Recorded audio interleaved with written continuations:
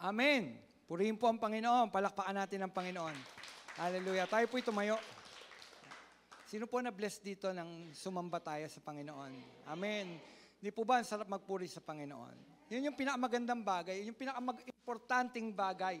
Bagay lahat ng parte ng panambahan, no? Importante yun. Lahat po, no? Walang hindi importante. Lahat, buong panambahan natin, ay importante sa ating Panginoon at importante sa atin. Amen? Happy New Year po. Naniniwala ako walang naputukan sa inyong mga kamay. Amen? Tayo po'y manalangin. Dakilang Diyos, salamat po Panginoon sa umagang ito na ibinigay mo sa amin para ikaw ay papurihan, pasalamatan, sambahin, dakilain at itaas. Ngayon po ay makikinig kami ng salita mo, Panginoon. Dalangin ko ang iyong banal na Espiritu ang siyang patuloy na kumilos sa amin, Panginoon. Gamitin mo ang iyong lingkod, Panginoon, bilang daluyan ng salita mo, Panginoon. Ikaw ang siyang mangusap, hindi ako, Panginoon. Ikaw ang maglagay ng mga salita, Panginoon, sa aking mga labi, Panginoon. At ang salita na ito, Panginoon, ay tumimo sa puso ng bawat makakarinig, Panginoon. Face to face, online, Panginoon. Nakipan mo ng kapangyarihan ng salitang ito, Panginoon. Salamat po, Panginoon. Sa iyo po ang papuri.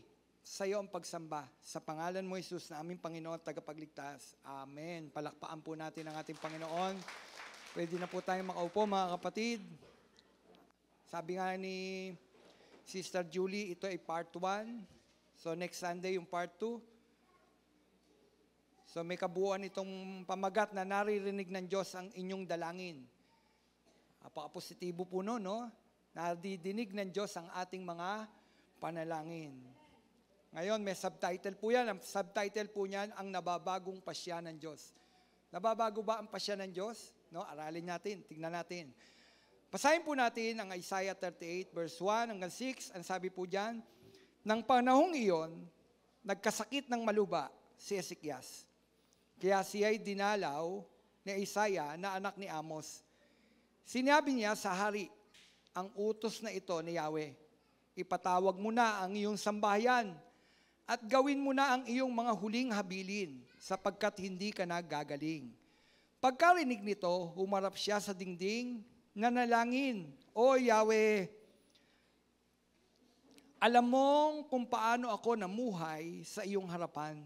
Naglingkod ako sa iyo ng tapat at ang ginawa ko'y pawang nakalulugod sa iyong paningin.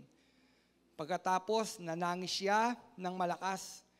Nagsalita uli si Yahweh kay Isaiah, wika sa kanya, sabihin mo kay Ezekias ang sinabi ni Yahweh, ang Diyos ng iyong ninunong si David, nakikita ko ang iyong pagluha at narinig ko ang iyong dalangin. Kaya 15 taon ka pang mabubuhay. Hindi lamang iyon, ikaw at ang lungsod na ito ay hindi maano, pagkat ipagtatanggol ko kayo laban sa hari ng Assyria. Amen. Purihin po ang Panginoon sa pagbasa ng kanyang mga salita. Sa taong ito, iba't iba ang suliranin na ating kakaharapin. May suliranin sa ating kabuhayan, pamilya, at maaring pati rin sa ating mga kalusugan. Ano po? Nang pumasok ang bagong taon, naisip ko,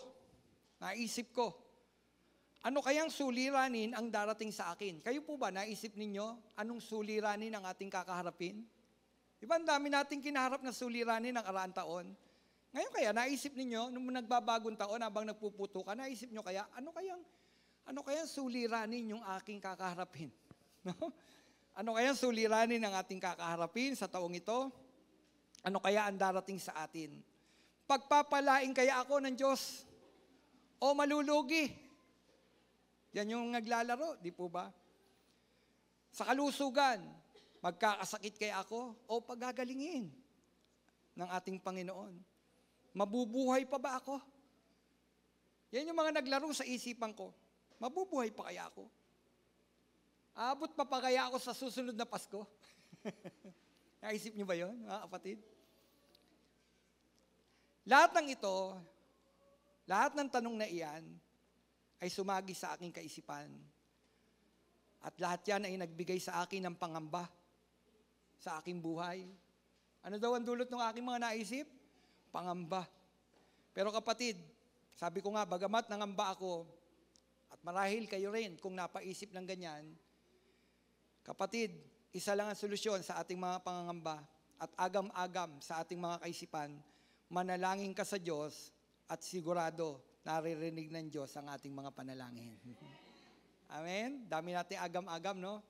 Pero isa lang naman yun manalangin ka at mayroon tayong Diyos na nakikinig sa ating mga panalangin. Ngayong araw na ito, pakikita ng Diyos sa atin na siya ang solusyon. Kapag tayo dumaing sa pamamagitan ng ating mga panalangin, si Kristo, siya ang solusyon. Ang Diyos ang solusyon. Hindi ang tao, hindi ang sistema, kundi ang Diyos ang solusyon sa ating mga agam-agam. Sino dito maraming agam-agam, kinakabahan sa mangyayari sa Kanya? Po? Sa istorya ni Haring Ezekias, ipinakita na sinabihan ng Diyos si Propeta Isaiah na sabihin na kay Haring Ezekias na hindi na siya gagaling at siya malapit nang mamatay dahil sa di maiiwasan daw na karamdaman. Ganun pa man, maraming sinabi ang Diyos, ngunit ito ay maari pa rin namang mabago. No? Sinabi ito ng Diyos, ngunit maaari pa rin itong mabago ayon sa pasya ng Diyos. Ano ang sinabi kay Haring Ezekias? Mamamatay ka na. Hindi ka nagagaling. Di po ba? Ngayon pa man, sabi ko nga, maaring mabago ang pasya ng Diyos. Ang sabi ng Jeremiah 18, verse 7 hanggang 10, kung sinabi ko man na isang pagkakataon na aking bubunutin o ibabagsak o lilipurin ang aking bansa o kaharian, at ang bansang iyon ay tumalikod sa kanyang kasamaan, hindi ko itutuloy ang aking ipinasyang gayon. Amen, di po ba? So ang pasya pala ng Panginoon, nababago. Nababago. Sa kabilang dako, kung sinabi ko man na itatayo ko o itatatag ko ang isang bansa o kaharian at gumawa ng kasamaan ng bansang iyon, babaguhin ko pa rin ang aking pasya. So pagpapakita na ang pasya ng Diyos ay nababago. Ayon saan? Ayon sa gawa, ayon sa kilos ng taong kanyang pinangakuan. Kapatid, kung pinangakuan ka ng Panginoon, na sa taong ito, pagpapalain ka niya, gawin mo. Gawin mo yung nararapat para kapagpalain ng Diyos. Amen? Kahit pinangako ng Diyos, sabi nga kahit sinabi ko na itatayo ko ang isang bansa o kaharian, pagpapalain ko siya, marahil ganun. Ngunit ang bansang ito ay gumawa ng kasamaan, hindi ko itutuloy. Nagbabago ang pasya ng Panginoon. Meron naman, gigibain ko. Gigibain ko ang kahariang ito, ibabagsak ko ang kahariang ito dahil sa kanyang kasamaan. Ngunit ang bansang ito, ang sabi ay nagsisi, tumalikod sa kasalanan, sabi hindi ko itutuloy. Mga kapatid, napakagandang mensahe ito na ang Diyos pala, kahit pinasyanan niya na tayo ay bigyan ng parusa, nababago ito. Ayon saan? Ayon sa ating mga kilos. Kung tayo ay tatalikod sa ating mga pagkakasala, magbabalik loob sa ating Panginoon. Amen? So malinaw, nababago pala ang pasya ng Diyos. Ngayon, sa ganung pagkakataon, maraming isip natin na ang Diyos ba ay kumikilos ng may paglilinlang o panloloko? Hindi. Hindi nanlilinlang ang Diyos. Kapag sinabi niyang pagpapalain ka niya, kaya lang kumilos ka ayon sa pagpapalang nais mo. Gawin mo yung kalooban ng Diyos at hindi ka nililinglang ng Panginoon. Kasi may pangako ang Diyos sa atin tapos hindi natupad. Panginoon, nangako ka, ba't hindi natupad? Nilinglang ba tayo ng Diyos? Hindi. Hindi nanlilinlang ang Diyos. Ang bawat salita ng Panginoon ay totoo. Ano daw? Ang bawat salita ng Diyos ay totoo. Ang sabi ng Hebreo 6:18, at hindi nagbabago ni nagsisinungaling man ng Diyos. Tungkol sa dalawang bagay na ito, ang kanyang pangako at sumpa. Ano daw yon? Hindi daw nababago yung kanyang pangako at sumpa. Kaya tanong, kaya tayong nakatagpo sa kanya ng kalinga ay panatag ang loob na umaasa sa kanyang mga pangako. Sino dito nakatagpo ng kalinga ng Diyos? Ay, panatag na ang kalooban mo. Basta wag kang aalis diyan. At ang pangako ng Diyos dadaloy. Kasi hindi naman nababago ang pangako ng Diyos sa atin. Kapag sinabi ng Diyos, pagpapalain ka niya, pagpapalain ka niya. Kung may karamdaman ka, pag sinabi ng Diyos na ikaw ay pagagalingin ng Panginoon, panghawakan mo, pagagalingin ka ng Panginoon. Kaya lang, may gagawin ka, kapatid. Dapat kung mayroon kang karamdaman, hindi ka nababalik doon sa dati mong buhay na pinanggalingan ng iyong karamdaman. Amen? Paano kikilos ang Diyos sa agalingan kung nandun ka pa rin sa dati mong buhay? Hindi ka pagagalingin ng Panginoon. May parte ang tao na dapat gawin para yung pangako ng Diyos dumaloy sa bawat isa sa atin. Amen? So maliwanag po yun. Nababago, hindi nagbabago o nagsisinungaling man ang Diyos tungkol sa dalawang bagay. Pangako at sumpa. Tandaan natin, pangako at sumpa. Amen. Sa ating binasa ay pinakita na maaring palitan ng Diyos ang kanyang pasya. Yung sa binasa natin kanina, sa istorya ni Haring Ezekias. Ano ba ang sinabi ng Diyos? Mamamatay na siya. Tama? Hindi na siya gagaling. Pero pinakita na maaring palitan ng Diyos ang kanyang pasya o plano. At ito'y naganap kay Haring Ezekias. Ano ba ang sinabi kay Haring Ezekias? Ginamit ng Diyos si Propeta Isaiah. Anong sinabi? Hindi ka nagagaling. May sakit siya eh. Nagkasakit na maluba. At ang sinabi ng Panginoon sa kanya, hindi ka nagagaling. At pag sinabi ng Diyos yun, totoo yun. Tama? Mayroon na siyang sinabi. Patawag mo na yung mga kamag-anak mo, mga mahal mo sa buhay. Maghabiling ka na. Hirap nun ha. Pero mo sinabi na ng Diyos, wala na, hanggang dito ka na lang. Mamamatay ka na. No? Yan ang sinabi kay Haring Ezekias. Sabi ko nga, ito ang sinabi ng Diyos kay Ezekias sa pamagitan ng propeta Isaiah. Ang sabi ng Isaiah 38:1, nang panahong iyon, nagkasakit ng maluba sa Ezekias. Kaya't siya'y dinalaw ni Isaiah na anak ni Amos. Sinabi niya sa hari, ang utos ni Yahweh, ipatawag mo na ang iyong sambahayan at gawin mo na ang iyong huling habilin sapagkat hindi ka na gagaling. Alam niyo mga kapatid, pag may sakit ka, tapos pagka ganito ang bisita mo, ang hirap naman, ano? Dumalaw sa iyo. Si Haring Ezekias may sakit siya, tapos ang dumalaw sa kanya, si Propeta Isaiah, na mayroon daladalang balita. Hindi pagpapagaling, kundi mamamatay ka na. Halimbawa, may sakit kayo. Nalaman ko may sakit kayo. Pumunta ako sa inyo, sinabi ko, sister, brother, mamamatay ka na. Ano sasabihin mo? Lumayas-layas ka, pastor. Di mo ba? Wag nyo nang pababalikin dito si pastor. Di ba? Magkaroon ka naman may sakit ka na, ganito pa ang bumisita sa'yo. May daladalang balita at ang sabi, hindi ka na gagaling. May sakit ka, sabi. Hindi ka na gagaling. Sabi ko nga, anong gagawin mo? Si Haring Ezekias, sinabi yun. Sinabi yun ni Isaiah. Hindi ka nagagaling.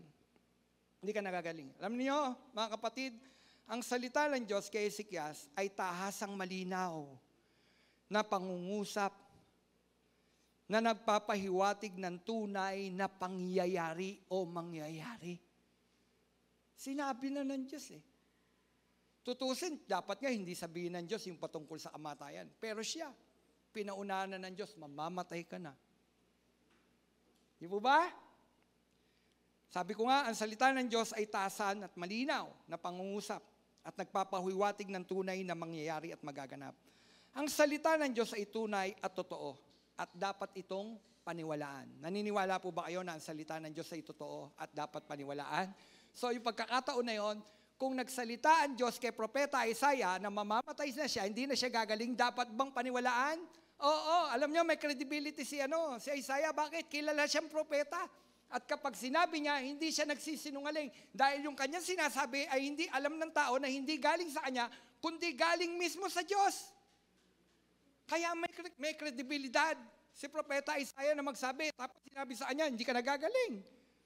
Patawag mo na ang iyong mga mahal sa buhay. Mga kapatid, naniwala agad si Haring Ezekias. Bakit? Sabi ko nga, may credibility. May kredibilidad si Propeta Isaiah na alam ni Haring Ezekias kapag ito ang nagsalita, totoo, dahil yan ay tao ng Diyos. Amen? So dinalaw siya. Sabi, mamamatay ka na.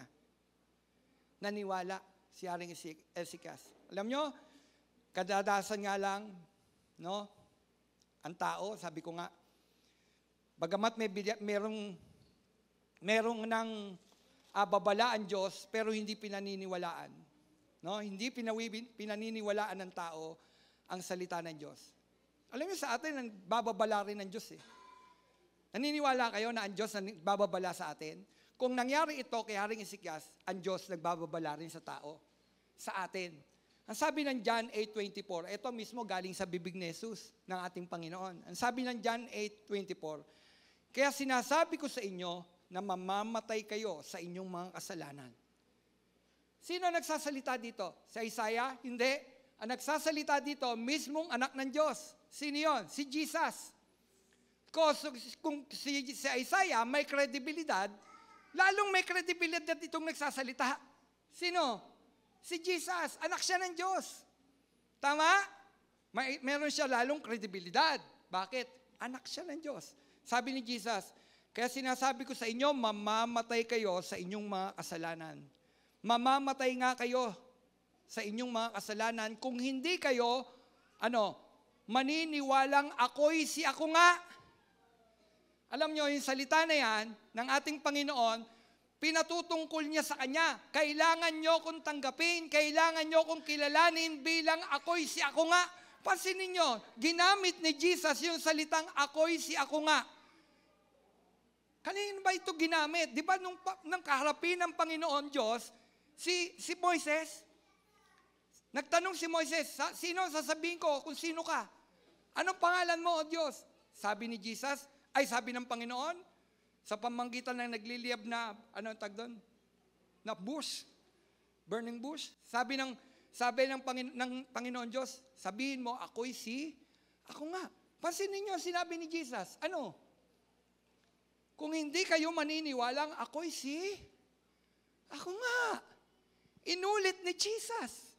Yung sinabi kay Moises, pagpapakilala. Nung panahon na yon, bakit tinawag si Moises? Ni ako nga. Ni ako'y ako nga. Para ilabas, para sa kaligtasan ng Israel, sa amay ng Ehipto. Ibig sabihin, kaligtasan, salvation. Dito si Jesus, kailangan ng tao ng salvation. Yung ilalabas ni Moises, mga alipin ng Ehipto. Pinapatay ng mga Egyptian. Sabi ng Panginoon, sabi mo, ilalabas sila ni ako nga. Amen? Dito, inulit ng Panginoon. Inulit ni Jesus. Kung hindi kayo sasampalatayang ako'y ako nga. Alam nyo, nagsasalita ang Panginoon noon patungkol sa salvation ng tao. Ngayon, kay Jesus, nagsasalita pa rin ang Panginoon sa pamamagitan nagsasalita pa rin ang Diyos patungkol sa kaligtasan ng tao. Sabi ni Jesus, mamamatay kayo sa inyong mga kasalanan. Kung hindi kayo maniniwala o sasampalataya na ako'y ako nga. Ako'y ako nga. Alam mo, pag binanggit yung ako'y ako nga, kumakatawan ito o parang pinatutungkol niya, ako yung pinakamakapangyarihang Diyos. Walang hanggan Diyos. Ako'y ako nga. Makapangyarihan, walang hanggan Diyos. Diyos na manlilikha. Parang ganon. Ano po? Sabi niya, pag hindi kayo sumampalataya, kanino? Sa akin, mamamatay kayo sa inyong mga kasalanan. Ang tao ba makasalanan? Amen. Sabi ko nga, dito, hindi tao ang nagbababala sa tao patungkol sa kamatayang espiritual. Si Jesus mismo ang nagsasabi na mamamatay ang tao kung hindi sasampalataya sa Kanya. Kailangan sumampalataya ng tao kay Jesus. At hindi lang sumampalataya, kundi Kailangan nating tumalikod. Kailangan nating tumalikod sa ating mga pagkakasala para makamit natin yung sinasabing kaligtasan ng ating Panginoong binigay. Maraming tao, kilala lang ang Diyos. Kilala lang si Jesus. Pag tinanong mo ang tao, kilala mo ba si Jesus? Opo. Kaya lang, wala kang relasyon kay Jesus. Hindi mo siya tinanggap bilang Panginoon mo, tagapagligtas. Kailangan tanggapin mo. Kailangan mong magsisi. Kailangan natin pagsisihan ng ating mga nagawang pagkakasala. At dapat alam natin kung ano yung kasalanan natin na yon, na magdadala sa atin sa kamatayang espiritual. At hantong ito saan? Sa pagkahulog natin sa walang hanggang kapahamakan, apoy ng impyerno. Dapat alam mo yun. At kapag naalam mo yun, naalaman mo, ito yung nagdadala sa iyo, magdadala sa iyo sa apoy ng impyerno, kapatid, talikuran mo ang kasalanan yan. Para makamit mo yung sinasabi ng Panginoon na buhay na walang hanggan. Kaligtasang kaloob.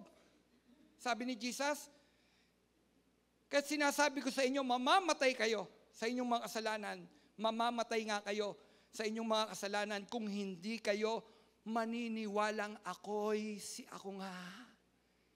Kailangan tanggapin mo si Jesus bilang Panginoon at Diyos. Diyos. Kasi kinikilala lang siya marami na propeta, Lord. Kilala mo siya bilang Diyos. Kaya ginamit niya yung si ako nga. Nung kay Moises, sinasabi doon ang nagsalita ay ang ama. Dito inuulit ng anak, ako'y si ako nga. Ibig sabihin,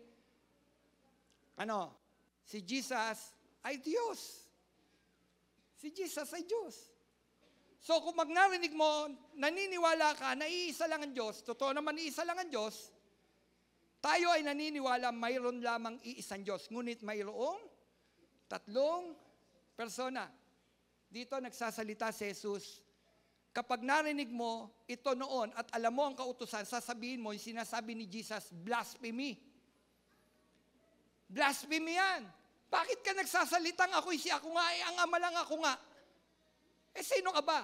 Alam nyo, minsan, naisip ko nga kung nabuhay ako noong panahon ng ating Panginoon at nakita ko siya, marahil hindi ako maniwala. Di po ba? Marahil hindi ako maniwala. Lalo kung alam mo ang kautusan.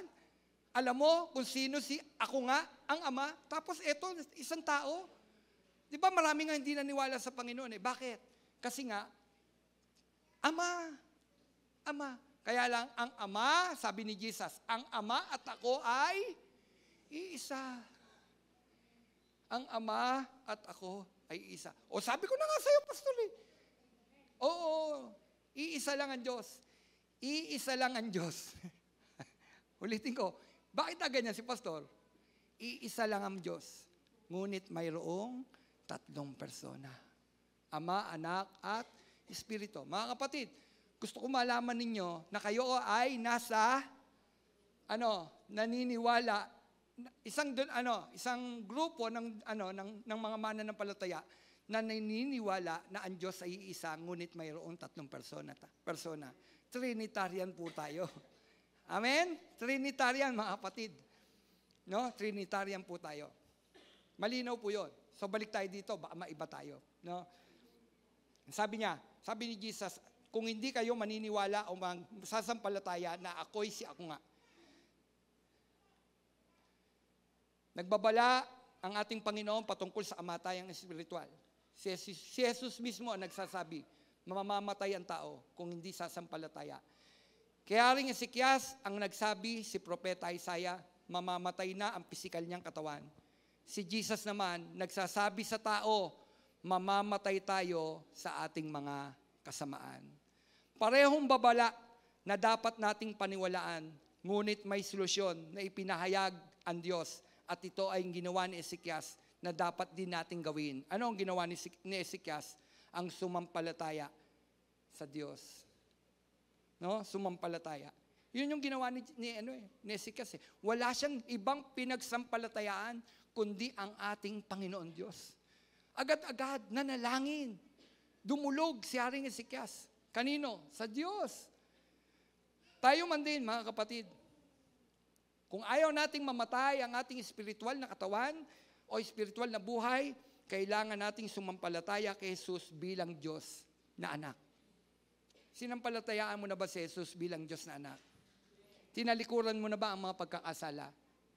Amen. Nang sabihin ni Isaiah kay Ezekias na siya ay mamamatay na, si Ezekias ay tumalima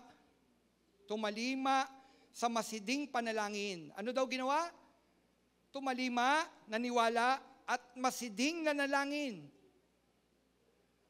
At sa paniniwalang may kakayahan kasi ang Diyos na pagalingin ang kanyang karamdaman.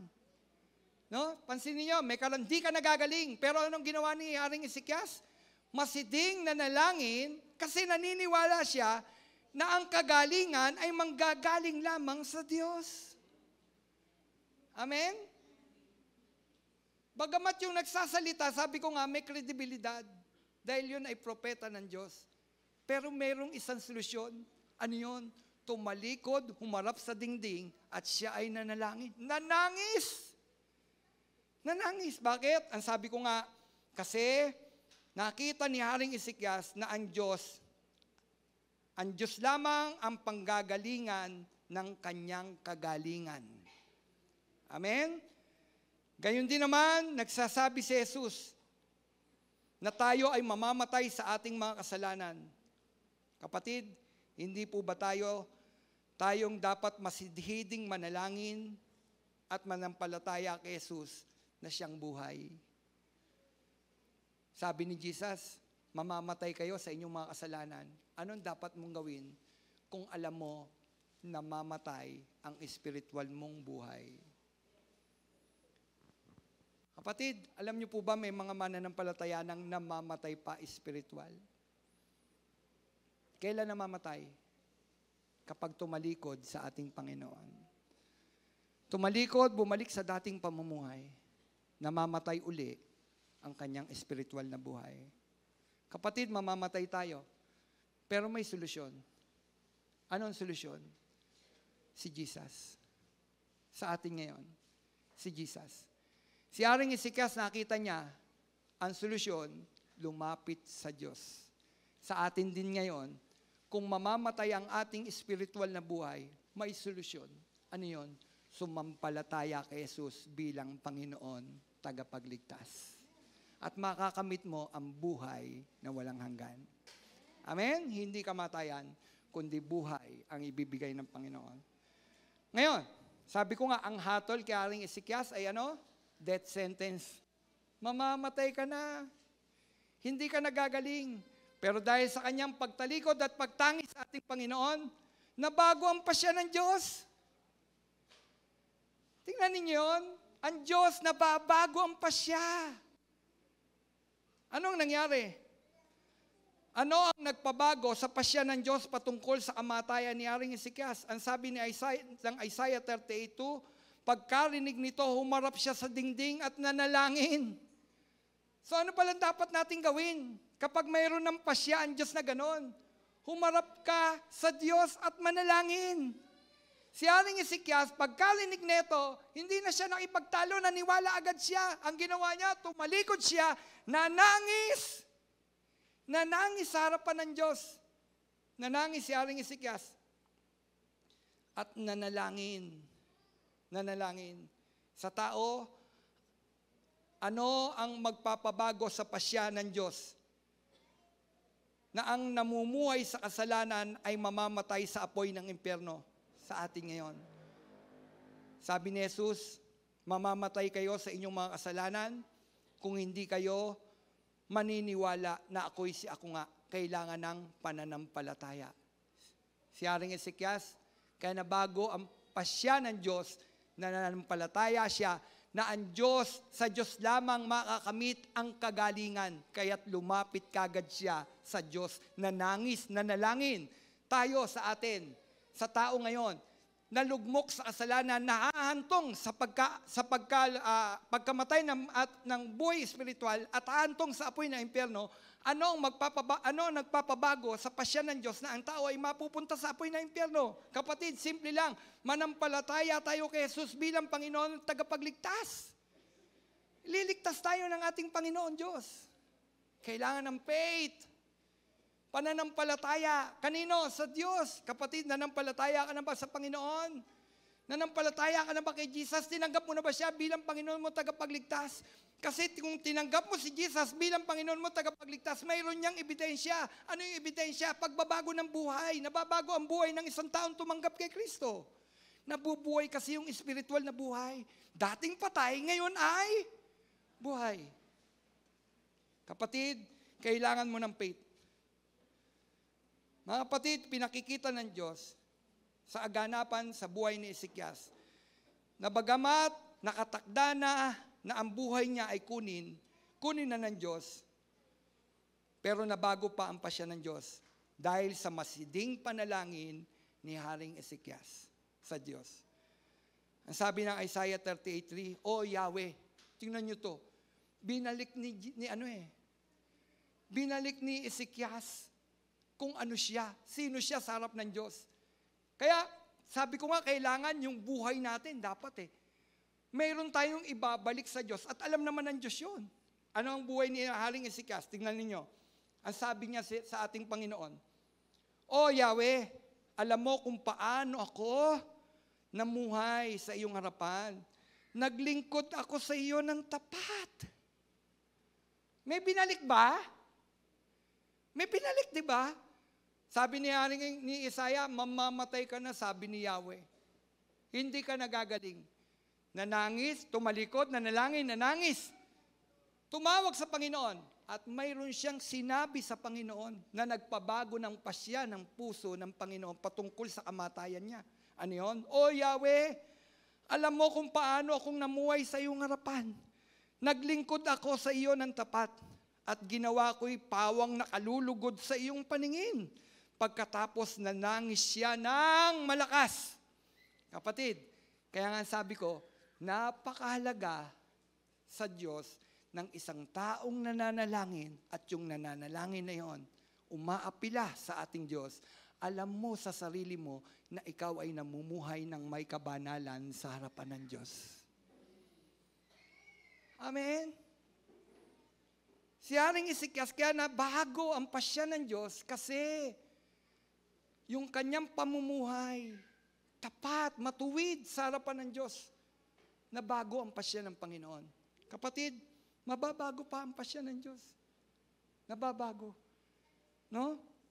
At yan ang nagpabago sa pasya ng Diyos kay Haring Ezekias, ang panalangin, ang pag-apila, at pananangis sa harap ng Diyos. Kailangan nating umapila.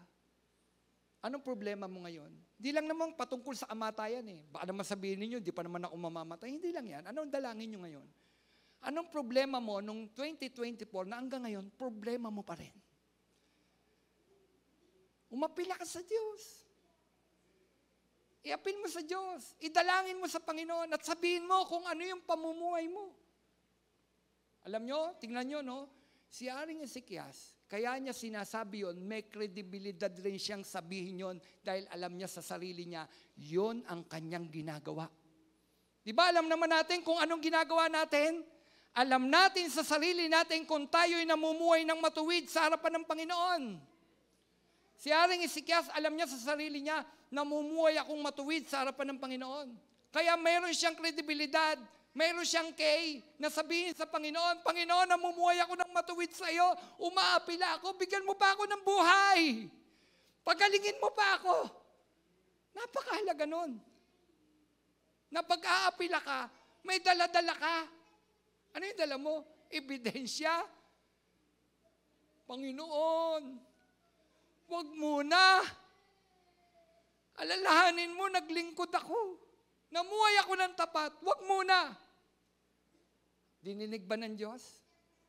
Dininig ng Diyos.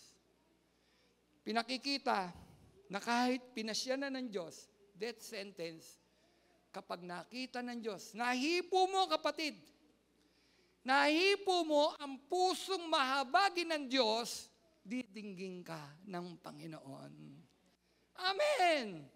Di po ba, ang sarap maglingkod sa isang Diyos na kaya mong hipuin ang puso niya At kapag nahipo mo ang puso ng Diyos sa pamamagitan ng panalangin, no, masiding pananalangin, pananangis, kapatid, nagbabago ang pasya ng Diyos.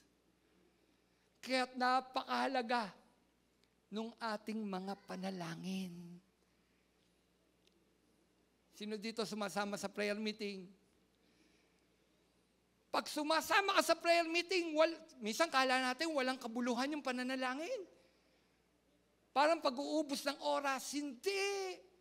Yun ay isang uri ng pag-apila sa Diyos. Minsan lumalapit tayo sa Diyos kapag meron tayong napakalaki ng suliranin. Tama naman. No? Kaya lang, di ba, mas maganda, alam na ng Diyos, ay, hindi ito lumalapit dahil mayroon lang pangangailangan. Kundi, lifestyle mo. Lifestyle natin na tayo ay laging dumudulog sa Kanya. Amen? Ako naniniwala si Haring Ezekias, laging dumudulog sa Diyos. Kasi yung sabihin niyang, alam mo, namuhay akong tapat. Sa lahat ng uri ng buhay niya, nagtatapat siya sa Diyos. Nananalangin siya sa Diyos, marahil binubuli-buni niya ang salita ng Panginoon. Tama po ba? Sumasamba siya sa Panginoon. Ginagawa niya kung ano yung nakalulugod sa Diyos at hindi siya lumalabag sa salita ng Panginoon. Kaya meron siyang inaapila sa Panginoon. Kapatid, sabi ko nga, at dahil sa ang Diyos ay mahabagin at mabuti, tinugon niya ang panalangin at dinagdagan pa ng 15 years. Wow! Di ba death sentence na? Mamamatay na? Ay, patawag mo na yan. Ano ba, Romel? Sinasabi ng Diyos, mamamatay ka na. Patawag mo na yung mga anak mo. Iabilin mo na yung lupa sa paso. Di ba? Iabilin mo na yung lupa sa paso. Paghati-hatian nyo na yan, mga anak. Alam mo na, death sentence. Pero, nahipo mo ang puso ng Diyos eh. Si Haring Ezekias, dahil sa kanyang pananalangin at dahil sa kanyang pamumuhay na matuwid at tapat sa harapan ng Diyos, nahipo niya ang pusong mahabagin ng Diyos. At pag nahipo mo ang puso ng mahabagin Diyos, tutugon ng Diyos. Ano ba hinihingi ni Haring Ezekias? Dagdag na buhay. Dagdag na buhay. Kapatid, ano ang binigay ng Diyos? 15 years. Ang galing, no? Detalyado ang Diyos. Sabihin mo, bumalik ka. Kasi naglalakad ng pabalik si Isaiah nun eh. Umalis na eh. Bumalik ka. Sabihin mo, nadinig ko ang panalangin mo at dinadagdagan ko pa ng 15 years ang buhay mo. Wow! Yan ang Diyos. Yan ang Diyos, kapatid. Ang sabi ng Isaiah 38, verse 4 hanggang 5, nagsalita uli si Yahweh kay Isaiah. Wika sa kanya, sabihin mo kay Ezekias, ang sinasabi ni Yahweh, ang Diyos ng iyong ninunong si David, nakita ko ang iyong pagluha. Anong sabi? Nakita ko ang iyong pagluha at narinig ko ang iyong dalangin. Kaya 15 taon ka pang mabubuhay. Praise the Lord! Hallelujah!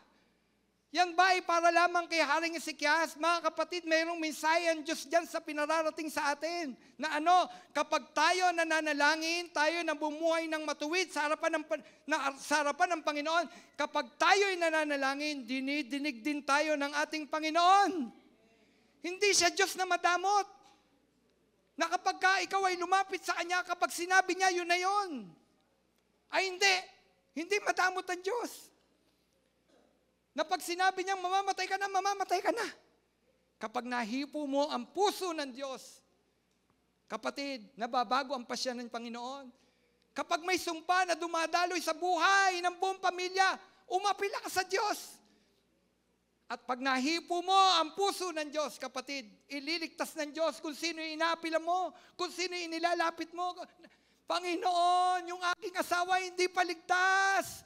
Namamatay siya sa kanyang kasalanan. Umapila ka sa Diyos araw-araw. Alam niyo mga kapatid, ang sinabi na ito ng ating Panginoon kay Isaiah, pagpapakita sa atin na mayroon tayong Diyos na dumidinig sa ating mga panalangin. Sabi ng Panginoon kay Isaiah, sabihin mo, nakita ko ang iyong pagluha. Kaya kapag kayo nananalangin, tayo nananalangin sa ating Panginoon, nakikita ng Diyos ang ating mga luha. Praise God! Di ba ang buti ng Diyos? Nung ako'y nagkasakit, ang anak kong si Gabo, hindi niya ugaling mag-prayer and fasting. Ano daw si Gabo? Hindi niya ugaling mag-prayer and fasting. Kasi pag nakita niyo yung anak ko, malaki. Mas mahilig siyang feasting. Yung feasting. Baka nanonood ngayon. Wala siya ngayon, may sakit eh. Feasting. Kumain. Pero sabi ng Diyos sa kanya, prayer and fasting. Sabi niya, Pa, alam mong hindi ako nagpa-fasting. Pero ginawa ko to. Sinabi niya sa Panginoon, Panginoon, alam mo, kasi kinikwento na niya sa akin eh. Alam mong hindi ako nagpa-fasting. At ako rin sa sarili ko, alam ko, anak ko hindi nagpa-fasting. Pero dahil sa kalagayan ng kanyang papa, nung panahon na yon, nag-prayer and fasting. Alam niyo ba, dininig siya ng Panginoon? Dininig siya ng Panginoon. Nangusap ang Diyos sa kanya nung araw na yon. Ang sabi sa kanya, nung pinatotoo niya, nag-chat siya sa akin. Nasa kabilang kwarto ko, sinasabayan ko siya mag-pray. Ang sabi ko sa prayer ko, Panginoon, yung anak ko, hindi yan nagpa-fasting. Gusto niyang kumain. Alam mo yun. Pero ginawa niya. Nagpe-prayer and fasting siya ngayon. Panginoon, ipakita mo sa kanya. Natutukan Diyos na tumutugon sa kanyang panalangin. Alam niyo, nangusap ang Diyos sa kanya. At nung matapos siya mag-pray, nag-chat siya sa akin, Pa, magaling ka na, sabi ng Diyos. Amen. Pero naroon pa. Andun pa. Alam ng mga member din dito. Andun pa. Ang laki-laki ng bukol ko noon. Di po ba? Pero sabi ni Gabo sa akin, Pa, sabi ng Diyos, magaling ka na. Sabi pa daw ng Diyos sa kanya, kung yung anak mo nun, idinilangin mo sa akin, tinugon kita eh. Sa papa mo pa, ang hindi ko ibigay. Pagkatapos niya mag-prayer and fasting, alam niya, na-chat na niya sa akin, magaling na ako. Sabi niya, kakain na ako, gutom na ako.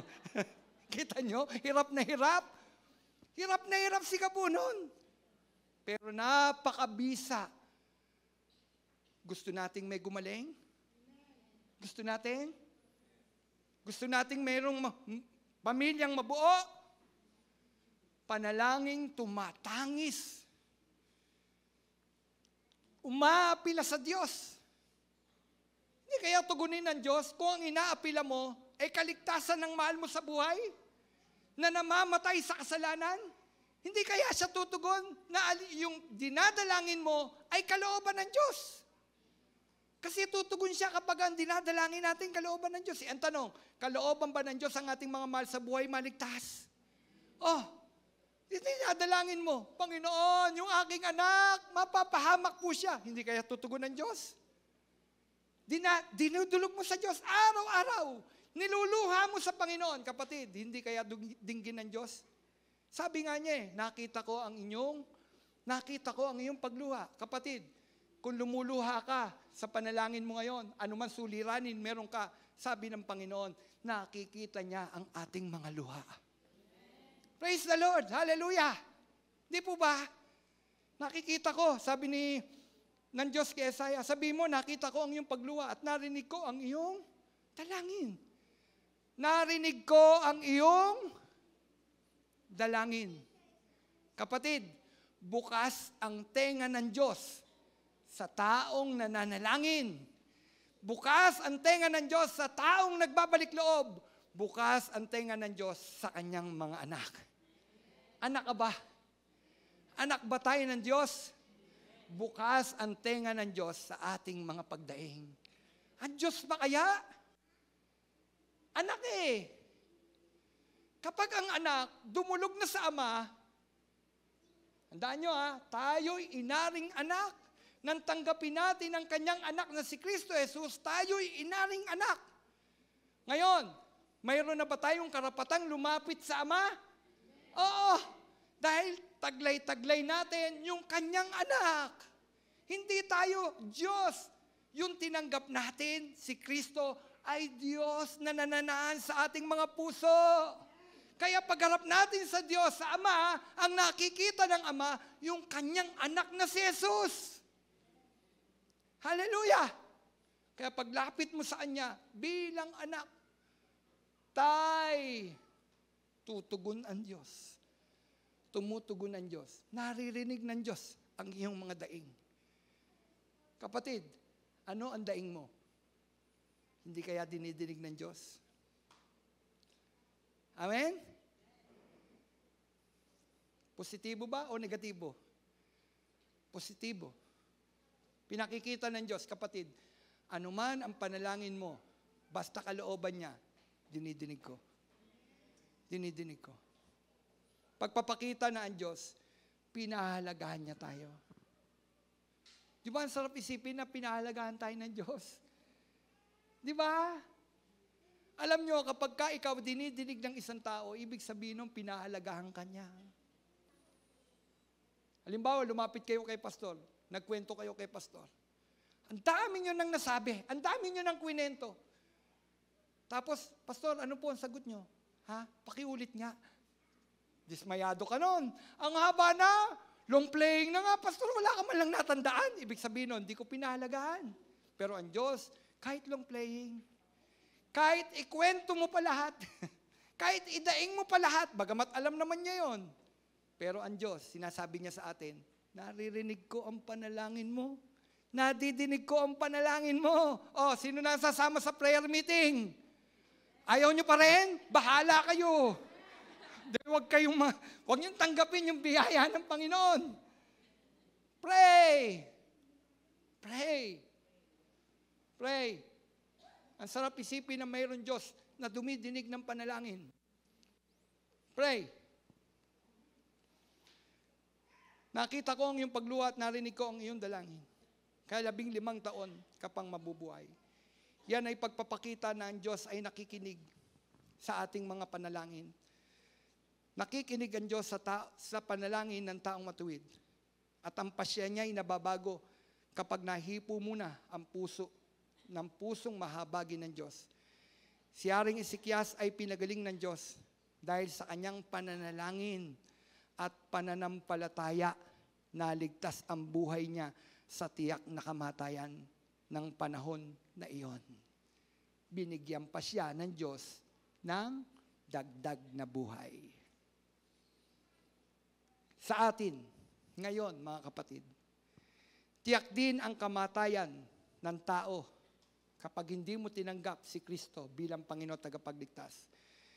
Tiyak ang kamatayan sa apoy ng impyerno.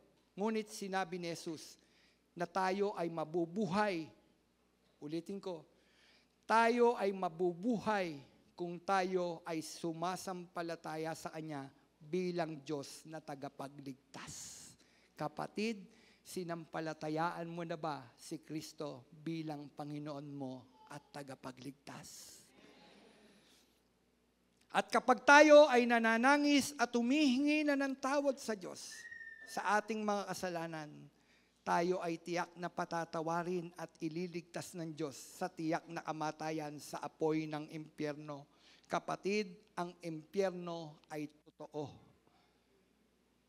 Kung totoo ang langit, totoo rin mayroong impyerno. Pero mayroong totoong Diyos na magliligtas sa atin sa apoy ng impyerno. Kapatid, ang tao ay papunta sa apoy at kaparusahan. Ngunit nababago ito kung ang tao ay nagsisisi at tatalikod sa kanyang mga kasalanan. Nababago ang pasya ng Diyos. Ililigtas tayo ng Panginoon. ilang beses na ba na bagamat meron ng death sentence sa Diyos, pero binago ng Diyos ang kanyang pagpapasya? Ang dami na. Ang sabi ng Panginoon kay Jonah, pumunta ka sa Ninive. Sabihin mo, gugunawin ko ang kanilang bayan kung hindi sila tatalikod sa kanilang mga pagkakasala. Ayaw ni Jonas. Bakit? Ano sabi ni Jonas? Kasi kilala niya ang Diyos. Sabi, mahabagin ka eh. Si Jonas, no? Mahabagin ka eh. Pag tumalikod yung mga yan, sa kanilang mga kasalanan, hindi mo itutuloy, mahabagin ka eh. Gusto niya, mapahamak. Yung Ninive. Galit si Jonah. Ayaw niya, gusto niya gunawin. Pero ang tikas ang ulo ni Jonah. Sabi ng Diyos, puntaan mo ang Ninive. Puntaan mo Ninive. Gugunawin ko na sila. Gugunawin ko na sila. Ayaw niya. Kinain siya ng malaking isda. Tama? At doon sa tatlong araw, 3 gabi, naroon siya sa loob ng tiyan. Naisip niya, susunod na ako, Panginoon. Sino hindi susunod nun? Tutunawin ka ng malaking isda. Hindi susunod. Susunod na ako, Panginoon. Tapos nun, ibinuga siya ng malaking isda. Saan? Sa Ninive. Patapos ng pinayag niya ang salita. Pinayag niya ang salita. Pag di kayo nagsisi, gugunawin kayo ng Diyos. Alam nyo, ang hari, nung panahon na yon ng Ninive, agad-agad pinunit yung kanyang damit, nagsuot ng sako, at naglagay ng abo sa kanyang ulo, naupo sa abuan, pagpapakita ng pagsisisi, pagtalikod sa kanyang mga kasalanan. At sinabi niya sa buong bansang Ninive, ang sabi niya, lahat magsisisi, tatalikod, magpapasting, mananalangin, hihingi ng tawad, at hindi tinuloy ng Diyos ang kanyang pasya. Ano ba ang pasya ng Diyos sa Ninive? Gugunawin. Pero dahil nahipo sa pamamagitan ng pagsisisi, ang puso ng Diyos na mabagin, hindi tinuloy ng Diyos. May kredibilidad ba ang Diyos? Na bagamat death sentence na, nababago pa. Amen? Sabi nila, malupit ang Diyos. Pero nila naggugunaw, pinapapatay pati mga Hindi, righteous kasi ang Diyos. Amen? Kapatid, may kredibilidad ang Diyos. Nababago. Basta ang taong lumalapit sa Kanya, nagsisisi, nagbabalik loob sa Kanyang. Binabago ng Diyos ang Kanyang pasya. Kapatid, sino sa pamilya mo ang hindi paligtas at alam mo, papunta siya sa apoy? Idulog mo. Iiyak mo. Hipuin mo ang puso ng mahabagin Diyos. At kapag nahipo mo yan, kapatid, tutugon ng Diyos. Tutugon ng Diyos. Kapatid, kaya rin Ezekias, ginawaran pa ng 15 years dito sa lupa ang buhay niya. Tayo naman, kapag tayo nagsisi sa ating mga kasalanan, sumampalataya kay Jesus bilang Panginoon tagapagligtas, hindi lang 15 years ang idadagdag ng Panginoon sa ating mga buhay. Ano ang bibigay ng Diyos sa atin? Buhay na walang hanggan. 15 years lang ba? O buhay na walang hanggan? Amen. Di ba ang sarap nun? Isipin mo, kapag namatay ako sa daigdig na ito, may buhay akong walang hanggan sa piling ng ating Diyos. Amen? Kapatid, nababago ang pasya ng Diyos kay Ezekias, gayon din sa taong mananampalataya sa bugtong na anak na si Jesus. At kung ang taong patungo na sa apoy ng impyerno ay lalapit sa Diyos, no, bibigyan niya tayo ng buhay na walang hanggan. Ang bait-bait ng Diyos. Lumapit ka sa Diyos, magsisi tayo, nababago ang pasya ng ating Panginoon. Alam niyo po ba, tayong naririto, ang patunay na nabago ang pasya ng Diyos sa buhay ng bawat isa sa atin. Di ba papunta tayo sa apoy? Di ba papunta tayo sa tiyak na kapahamakan? Pero nang talikuran natin ang ating mga kasalanan, kapatid, anumang oras kunin ng Diyos ang ating buhay, mayroon tayong uuwian. Ulitin ko, mayroon tayong uuwian. Amen? Mayroon tayong uuwian. Ang langit na bayan. Kapatid, handa na yon. Handa na yon. Sino gusto ngayon na? Ayaw nyo? Bahala kayo. Anyway, kung narito pa tayo, humihinga pa tayo ngayon, magpasalamat tayo sa Panginoon kasi may dahilan pa ang Diyos ba't tayo nabubuhay. Alam niyo po ba ang purpose ng buhay niyo? Ba't kayo nabubuhay? Amen? Napaka-importante ng alam mo ang purpose mo. Tama? Ang hirap nun, ang tanda-tanda na natin, hindi ka pa namamatay. Sabi nga ni Pastor June, 80 years old, hindi pa ako namamatay. Malamang may purpose pa ang Diyos sa aking buhay. Ano ba ang purpose? Hindi ko alam. Hanggang ngayon, hindi mo alam ang purpose ng Diyos sa buhay mo. Kapatid, dapat alam mo ang purpose ng buhay mo. Bakit ka pa humihinga? Alam niyo ang purpose ng Diyos sa buhay natin? Tayo ay para sa Diyos. Tandaan niyo po yan. Ang dahilan kung bakit ka pa humihinga, ikaw ay para sa Diyos. Hindi ka para kay Satanas, para ka sa Diyos. At kung ikaw ay para sa Diyos, dapat ang ginagawa natin ay para sa Diyos. Tayo po'y